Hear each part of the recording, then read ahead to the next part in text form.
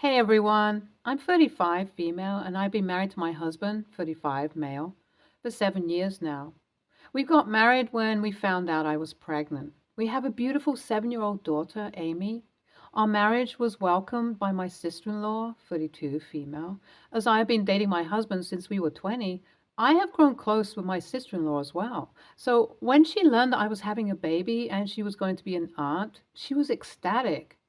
But the same cannot be said for someone else. That someone else is my mother-in-law, 57, female. My mother-in-law had my husband when she was 22.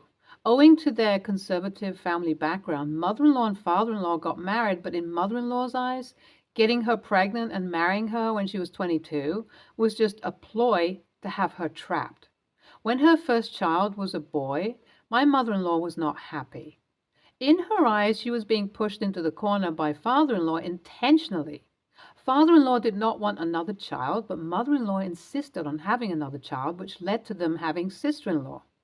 Since sister-in-law was born, mother-in-law made it evident that she had no interest in anyone in the family except sister-in-law. She prioritized sister-in-law every step of the way, which led to my husband growing up quite neglected.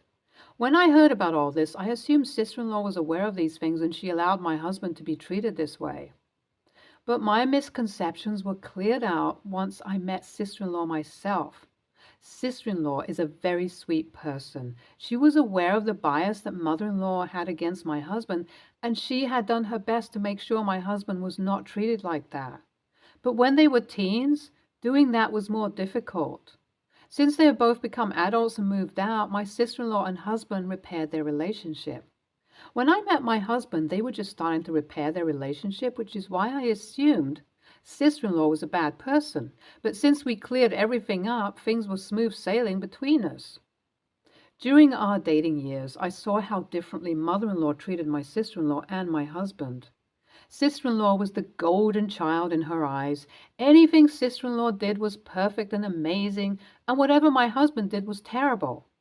I distinctly remember one time when I was over for dinner, me, sister-in-law, and my husband were chatting in the kitchen when sister-in-law broke a glass in the kitchen. She bumped into it and it fell. Mother-in-law rushed into the kitchen when she heard the noise of glass breaking, and the first thing she did was start screaming at my husband. We were 24 at the time. It was surreal to see her act like that. I had heard tales of blatant favoritism and emotional abuse, but that day I saw it. I heard how mother-in-law kept bashing my husband, saying how she should have never gone through with the pregnancy and she would have been much happier had it just been sister-in-law. It hurt me to see him being treated like that, honestly. Once she was done screaming at my husband, my sister-in-law told mother-in-law that it was her, and mother-in-law refused to believe her. Mother-in-law told sister-in-law to not cover up for my husband. Over the years, I noticed how vicariously mother-in-law lives through sister-in-law. Whenever sister-in-law does something, mother-in-law would go out of her way to make it a huge deal, even though sister-in-law herself hated it. Based on our chats, sister-in-law is an introvert and she hates being the center of attention because that's all she has known since she was a kid, thanks to mother-in-law. And that causes her a lot of anxiety. But that doesn't stop mother-in-law from not giving her a break. She repeatedly puts pressure on sister-in-law and makes a big deal out of every small achievement of sister-in-law. Now, I'm telling you all this because I need you to understand how crazy my mother-in-law is about my sister-in-law having the spotlight. When my daughter Amy was born, the attention definitely shifted to her because, as one knows, Amy is a baby. Everyone at every family gathering since Amy's birth was more concerned about her well-being than hearing about sister-in-law being an employee of the month. Sister-in-law was very happy with that, as that gave her a much-needed social break she needed. She used to dread coming to family dinners, but since Amy was born, sister-in-law felt less anxious. She would come, play with Amy, chat with my husband, awkwardly deal with mother-in-law's comments about her achievement, and then slip away. Sister-in-law jokingly told me to get a few more babies so that mother-in-law didn't get the opportunity to mention her name at family gatherings. And even when she does, sister-in-law can be busy with her nieces and nephews. So you can understand the family situation.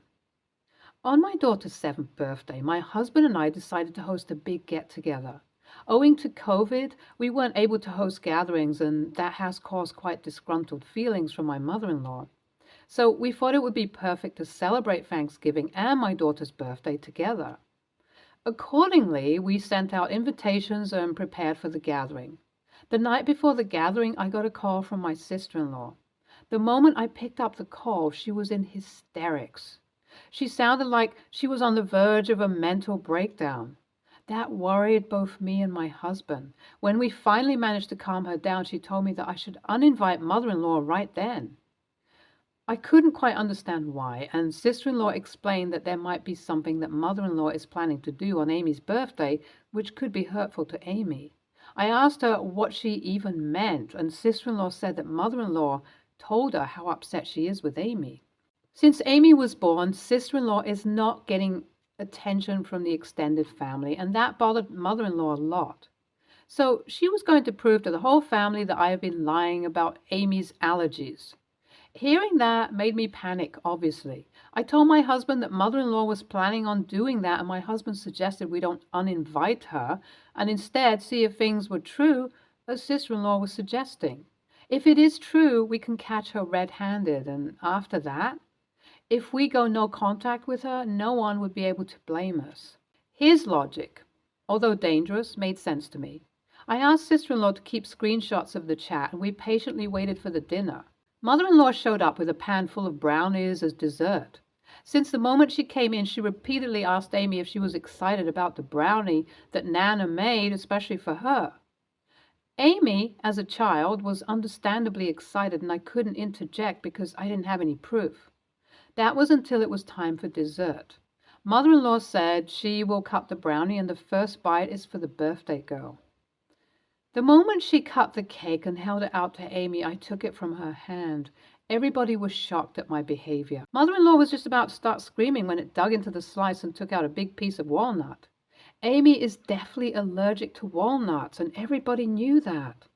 I explained to Amy that she can't have the brownie and she should go with her father to the kitchen for some ice cream instead.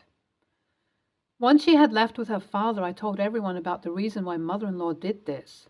Mother-in-law tried to argue and say that I'm lying, but she failed when sister-in-law backed me up. It was a shit show. She was screaming at me and then pleaded with sister-in-law to take her side instead. The whole family saw mother-in-law for who she truly was and how far she was willing to go, and since then the extended family has cut contact with mother-in-law. Mother-in-law has not taken too kindly to it and has been calling me an a-hole for ruining everything. I don't think I was TA, but I would like an outside perspective just in case I was TA somewhere. Thank you. Update 1. My husband and sister-in-law have been dealing with hateful calls from mother-in-law since I last updated you guys. Mother-in-law can't believe that her kids chose a stranger, me, over her, and she expected them to take her side. Both my husband and sister-in-law explained that what she did was completely disgusting because she was trying to put my child in the hospital over something so petty. I heard my husband call my mother-in-law a monster and heartless, after which mother-in-law stopped calling him. On the other hand, sister-in-law has blocked mother-in-law because mother-in-law told her that she was doing it for sister-in-law's sake, and now that it backfired. Sister-in-law shouldn't take back her support, even though sister-in-law never supported her in the first place. It is a whole mess. I do not know what I'm supposed to do. Update 2. I know I'm not an a-hole for protecting my child, but I'll be lying if I said that this doesn't break my heart. I feel like I ruined the relationship. Well, whatever relationship my husband had with his mom because of this, since Amy's birthday, my husband has been avoiding his mother like a plague. While that upsets me, I cannot say that I do not understand. It took a huge toll on him when he saw that his mom was willing to hurt his child just to get attention back on his sister. I feel so terrible. I don't know what to do. Update 3. Thanks for all the kind words you guys have left in the DMs and the comments. I can never thank you guys enough for being so kind to me. I wish I had some good news, but I don't. Since my last update, my husband too has blocked mother-in-law. I have tried to get him to talk about his feelings with me, but he hasn't. I don't think he's quite ready. As someone said in the comments, it must be difficult for him to accept the loss of a parent who is physically present but mentally absent. But I'm trying to be as supportive as possible. I feel like that is the only thing I can do at this point. Hey, OP, NTA, you protected your child the way you knew. Your husband's relationship with his mom was already dead because your mother-in-law never treated him like her child. I don't think you should feel guilty. Support him and make sure he knows that you're here for him because that is what he needs right now. NTA, OP, you did what any mama bear would do. As far as your husband's concerned, I feel so bad for him. It must be difficult for him to deal with the loss of a parent who is physically here but not emotionally. Make sure he feels wanted and loved, and I think it would help. Maybe therapy can help too. Next story. My grandma, Granny, 93, female, is living in a nursing home. As her memory and physical ability started to decline, the family moved her into a home where she is now doing surprisingly well. Granny probably has dementia, but we have not bothered to get a formal diagnosis as it wouldn't change anything in how we care for her. Granny still uses a walker, but she has been slowly getting weaker over the last several months. She used to get up independently, but one night she fell off the toilet and was on the floor for a short time, thankfully with no injury. As she forgets to use the call bell, she has a bed alarm for safety. She also always has someone walk beside her due to the fall risk, and if she goes to the bathroom, a staff member will wait right outside the door for her to finish. This is because Granny will always accept help, but she will never ask for it. This is important for later. Myself, 38 male, and my brothers, 40 male, 42 male, enjoy taking her to her favorite Italian restaurant. When we park in a handicapped space and assist her with walking, she manages nicely. The last time I took her, she needed to use the bathroom after the meal. Being aware of her fall risk, I went to the woman's washroom. I opened the door a crack, asked loudly, "Is anyone in here?" And when there was no reply, took my grandma in. After assisting her to the toilet, I closed the stall door and stood right outside. During this time, a middle-aged woman walked in and was visibly taken aback by my presence. I apologized, saying my grandmother was using the bathroom and that we would be done quickly and to please feel free to use the facilities. She walked out without a word. A minute or so later, I took Granny out of the bathroom, walker and all. The woman was waiting outside for us, and as we left, she went in, muttering loud enough that I should have taken her to the men's washroom if I was there with her. I said nothing, not wanting to cause any conflict, and took Granny back to home. Afterwards, this did get me thinking. I have my grandma's well-being first and foremost in my mind, but I certainly don't want to make anyone else uncomfortable by going into a woman's washroom. My wife and one brother thought I did the right thing, but other family members thought I was the a-hole and looked like a creep. I replied that as a woman, Granny has the right to use a woman's washroom, and as someone who was her caretaker at that moment, I go where she goes for her own safety. Am I the a-hole for taking a disabled, handicapped woman to a woman's washroom when I am a man? For reference, the restaurant does not have a family or mixed washroom, or I'd absolutely take her there. NTA, your grandmother needed help and there were no females with your group at the restaurant and no family mixed bathroom. As a female, your granny has the right to use the women's bathroom, and you didn't violate anyone else's rights while assisting her. You merely waited outside of the stall until she was done and then left when your granny was done. You didn't do anything inappropriate, and you didn't disrespect anyone. The lady and your other family members are overreacting to you simply helping your granny, who is a fall risk, to go to the bathroom safely. NTA, I don't see how you'd make people uncomfortable when you're visibly there with your very elderly grandmother. It's not like you're on your own or just loitering and telling people you're with your grandmother. I imagine if, when there are disabled stalls, you take her to those. If not, then you might be better off doing that when possible, both to avoid these situations and because there are handrails and more space, so it might be easier for her too. But if that's not an option, I think what you're doing is fine. Taking an elderly woman into a men's restroom where there are urinals feels less respectful of her privacy than you accompanying her into the women's restroom, where other women will more often than not understand the context and be fine with it. Next story. I, 22, female, am very close with my mother. My mother came out as bi and has been dating this girl, Sylvia, for about 2 years. My father was the love of my mother's life, but he passed away about 10 years ago. They were together since high school and friends since the fourth grade. It was like a fairy tale.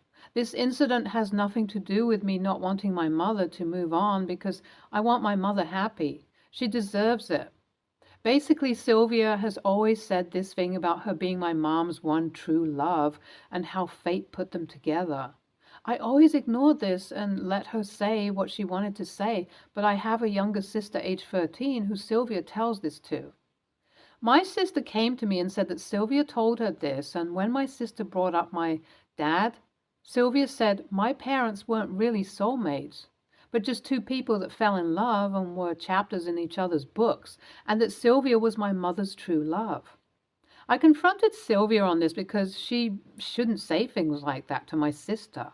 I basically just said to Sylvia to stop saying she was my mom's one true love because that wasn't true. My dad was. This caused a huge argument between Sylvia and I, and she accused me of just not wanting my mother to move on and be happy.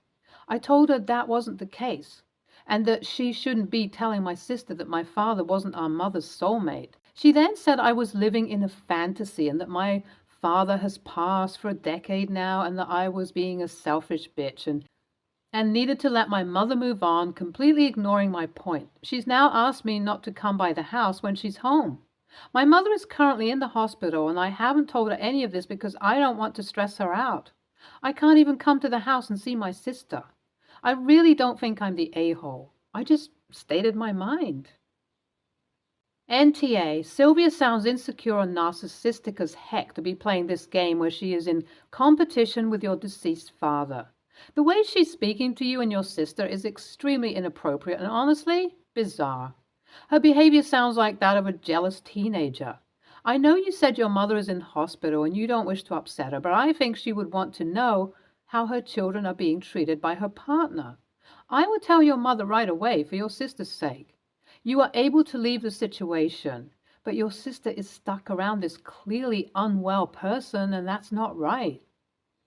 NTA, first of all, if it's your mother's house and she isn't married to Sylvia, she can't really stop you from coming over just because she is there. Secondly, what she's saying to your sister is highly inappropriate and honestly not even necessary. Although this is a conversation your mother needs to have with her, not you. Of course, your mother deserves to move on and find someone to love, but that doesn't mean her love for her deceased husband is no more. Also, you can't speak for your mother on her love life because only she is the judge of that. But good for you for trying to stick with your sister. But you need to tell your mother this. NTA. If anything, it sounds like Sylvia is jealous of the relationship your parents had and feels threatened by it. From the sound of it, in my opinion, I'd say it seems like she's feeling jealous of memory, and in feeling that way, she's stooping so low that she is competing with a dead person. If she was only making these comments to you alone, maybe you might have been able to deal with it, I'm guessing. But telling your sister, your little sister, that her late father was only a chapter in her mother's life, that was crossing a line.